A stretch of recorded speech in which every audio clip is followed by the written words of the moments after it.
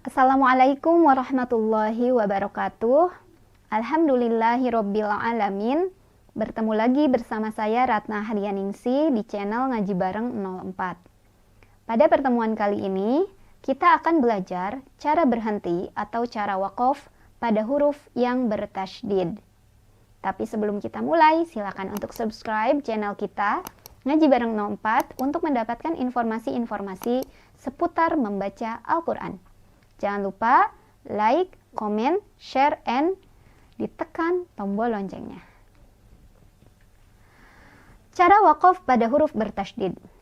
Secara umum, kaidah atau cara wakaf pada Al-Quran dibagi jadi dua, yaitu ketika huruf terakhirnya berharokat fathah, kasroh, dhammah, kasroh tanwin atau dhammah tanwin, maka cara wakafnya adalah dengan mensukunkan huruf terakhir tersebut. Sedangkan ketika huruf tersebut berharokat fathah tanwin, maka fathah tanwin tersebut diganti menjadi fathah dan dibaca panjang sebanyak 2 harokat. Nah, kali ini kita hanya akan membahas cara atau kaidah wakaf pada huruf bertasydid yang berharokat fathah, kasrah, dhammah, kasrah tanwin, dan dhammah tanwin. Cara atau kaidah wakaf pada huruf bertasydid yang seperti disebutkan di atas adalah yang pertama, disukunkan, dan yang kedua, ditahan, ditahan dulu. Yang ketiga, keluarkan sifat-sifat hurufnya. Disukunkan, kemudian ditahan dulu karena ada tasydid, lalu dikeluarkan sifat-sifat hurufnya. Nah, seperti apa? Untuk lebih jelas, kita akan langsung ke contoh. Contoh yang pertama, bunyi kalimatnya seperti ini. Kita lihat, huruf terakhir yang akan kita wakafkan adalah nun yang bertasydid. Nun yang bertasydid, karena harokatnya fathah, maka ini akan diubah menjadi nun yang sukun. Nun yang disukunkan. Nah, nun yang disukunkan, karena bertasydid, tasydidnya nggak hilang. Berarti nanti kita akan tahan dulu. Kemudian kita akan keluarkan sifat dari nun tersebut, yaitu harus ada dengungannya, harus ada bunyi sengaunya bunyi sengau yang bukan berasal dari menahan huruf, tapi dia lembut lembut keluarnya, sengau, terasa sampai hidung dengung. Oke, kita akan coba baca ini. A'udzu billahi minasy syaithanir rajim. Bismillahirrahmanirrahim. Hunna libasul lakum wa antum libasul lahun.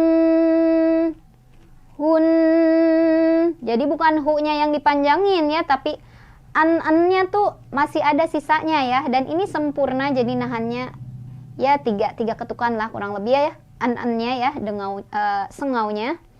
Hun lagi hunna libasul lakum wa antum libasul lahun. Hun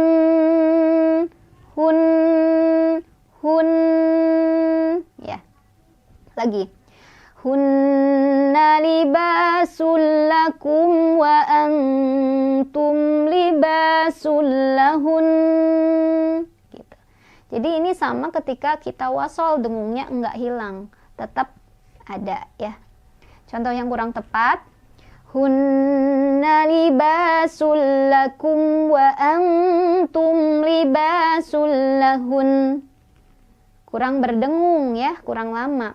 Atau hunna libasul lakum wa antum libasul lahun. Itu juga salah, malah hu-nya yang dipanjangin nggak usah, jadi yang didengungkan, yang ditahan nunnya, an-nya bunyi dengungnya. Contoh berikutnya, di kalimat ini huruf terakhir yang akan kita wakafkan adalah mim yang bertasydid. Kita ingat mim yang bertasydid juga dia punya sifat gunnah ya, dengung, ada dengungnya. Jadi ini cara wakafnya adalah mim tasydidnya akan kita sukunkan, tapi tasydidnya nggak hilang. Nah kemudian ditahan ya, atau didengungkan dulu ya, kayak mirip persis seperti huruf nun yang di contoh pertama. Kita akan coba. Fastajabna lahu wa najjaynahu minal gham.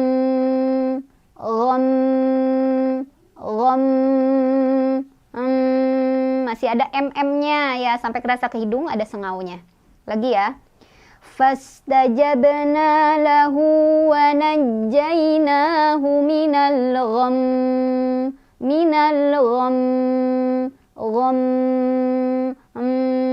MM-nya yang dilamain.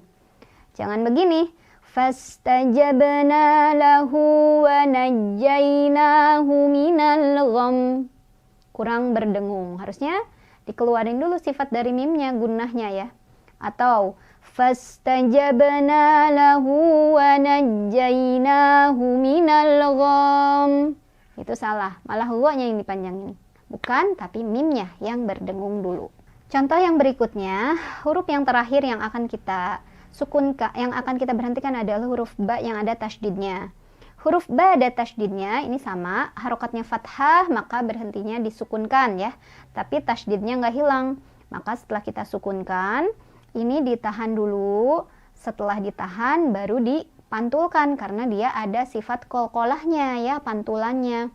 Sehingga ini bacanya nggak seperti mensukunkan huruf kolkolah yang tidak ada tasydid. Jadi di sini nggak langsung mantul, ditahan dulu ya karena tasydidnya itu. Jadi gimana cara bacanya? Tabbat yada abi lahabi wa tab. Tabbat yada abi lahabi wa tab. Ya, jadi kayak ada delaynya dulu baru keluar pantulannya ya. Wa tab. Gitu. Yang keliru. Tabbat yada abi lahabi wa tab. Kalau langsung begitu keliru. Jadi harus ditahan dulu. Berikutnya ini juga sama. Ini adalah huruf qaf dengan harokat kasrah dan bertasydid. Cara menghentikannya adalah disukunkan ya. Nah setelah disukunkan jangan lupa ditahan dulu karena tasydidnya. Kemudian baru keluarin sifatnya, yaitu dipantulkan ya. Dipantulkan, jadi kayak ada delay dulu, mantulinnya nggak langsung keluar, tapi ditahan dulu karena ada tasydid. Rabbihkum bilhaq. Rabbihkum bilhaq. Rabbihkum bilhaq. Yang kurang tepat. Rabbihkum bilhaq. Nah kalau langsung begitu kurang tepat ya, tasydidnya nggak dibawa. Contoh berikutnya ini adalah huruf sin yang bertasydid dan berharokat kasrah, maka diberhentikannya disukunkan ya, harokatnya kasrah. Ini juga sama, ditahan dulu karena ada tasydid.